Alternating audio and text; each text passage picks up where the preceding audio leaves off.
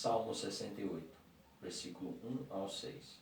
Uma oração, a grandeza e a bondade de Deus. 7 ao 14. As obras maravilhosas que Deus realiza por seu servo. 15 ao 21. A presença de Deus em sua igreja. 22 ao 28. As vitórias de Cristo. 29 a 31. O crescimento de sua igreja. 32 a 35. A glória e a graça de Deus. Versículo 1 ao 6. Jamais alguém que endureceu o seu coração contra Deus conseguiu prosperar. Deus é o gozo do seu povo, então regozijemo-nos quando formos a Ele. Aquele cujo ser não se origina de outro, mas que dá o ser a todos, está voluntariamente comprometido por sua promessa e pelo pacto a abençoar seu povo. O Senhor deve ser louvado como Deus de misericórdias e de eterna compaixão. Ele cuida do aflito e oprimido, os pecadores arrependidos, indefesos e expostos, mais do que qualquer outro órfão de pai, são recebidos em sua família e compartilham todas as suas bênçãos. Versículos 7 ao 14. As novas misericórdias nos recordam as bênçãos anteriores. Se Deus leva o seu povo ao deserto, assegura-se de ir adiante dele e de tirá-lo dali. Ele lhe proveu todo o necessário, tanto no deserto quanto em Canaã. Nesta passagem parece que se faz alusão ao maná. Observe a provisão espiritual para Israel de Deus. O Espírito da graça e o Evangelho de Cristo são a chuva abundante com a qual Deus confirma a sua herança e da qual temos o seu fruto. Cristo virá como a chuva que rega a terra. O relato das vitórias de Israel deve ser aplicado às do excelso Redentor sobre o monte, sobre a morte e o inferno, porque são suas. Israel via-se infeliz em meio aos fornos do Egito, porém, como possuidor de Canaã durante os reinados de Deus e Salomão, aparece glorioso. Da mesma maneira, os escravos de Satanás reluzem honradamente quando se convertem a Cristo e são justificados e santificados por Ele.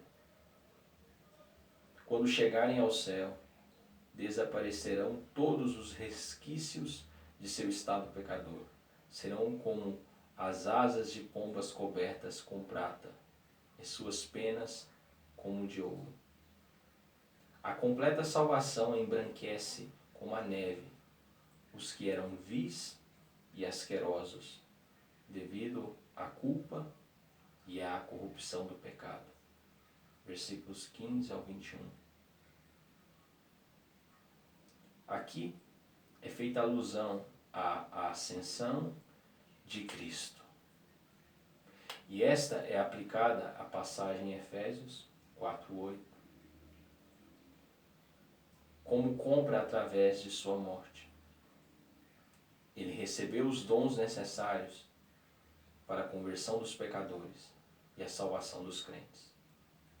Ele concede esses dons continuamente, até mesmo aos rebeldes, para que o Senhor Deus possa habitar entre eles como seu amigo e Pai. Após receber do Pai o poder para dar a vida eterna, o Senhor Jesus concede dons aos homens, a todos que lhes forem dados. João 17:2. Cristo veio ao mundo rebelde, não para condená-lo, mas para que pudesse ser salvo por meio dele. A glória do Rei de Sião é ser o Salvador e o benfeitor de todo o seu povo, que vem a ele voluntariamente e é um fogo consumidor para todos os que persistem em rebelião. Os dons do tesouro de Deus são tantos e tão grandes que verdadeiramente podemos dizer que Ele nos cumula com estes. Ele não nos deixará com os bens presentes, como se estes fossem a nossa porção, mas será o Deus da nossa salvação. O Senhor Jesus Cristo tem a autoridade e o poder para resgatar os seus do domínio da morte, a fim de tirar deles o aguilhão dela quando morrem, e dar-lhes a vitória completa sobre ela quando ressuscitam. A coroa da cabeça, principal orgulho e glória do inimigo, será derribada. Cristo terá esmagado definitivamente a cabeça da serpente. Versículos 22 ao 28. As vitórias com que Deus abençoou Davi sobre os inimigos de Israel tipificam as conquistas do próprio Cristo, que venceu em favor dos crentes. Os que o tomam como seu podem vê-lo agir como seu Deus e como seu Rei, para o bem deles mesmos e em resposta às suas orações, especialmente em sua palavra e em seus mandamentos. Todos os reis e entendidos do mundo submeter-se-ão ao reino do Messias. No verso 28, o povo parece dirigir-se ao rei, porém as palavras são aplicáveis ao Redentor, à sua igreja e a cada verdadeiro crente. Oramos a fim de pedir que tu, ó Deus Filho, completes a tua obra a nosso favor, para que concluamos em nós a tua boa obra. Versos 29 ao 31. Estende-se aos que estão de fora um poderoso convite para que se unam à igreja. Alguns se submeterão por amor, oprimidos por suas consciências e pelas provas da providência divina, serão levados a fazer as pazes com a igreja. Outros se submeterão voluntariamente, versos 29 e 31. No serviço a Deus e no Evangelho do Senhor Jesus Cristo, que foi propagado desde Jerusalém, há beleza e proveitos suficientes para convidar os pecadores de todas as nações. Versículos 32 a 35. Deus deve ser admirado e adorado com reverência e santo temor por todos os que vão aos seus lugares santos. O Deus de Israel dá força e poder ao seu povo. Tudo podemos através de Cristo, que nos fortalece, e não de outro modo.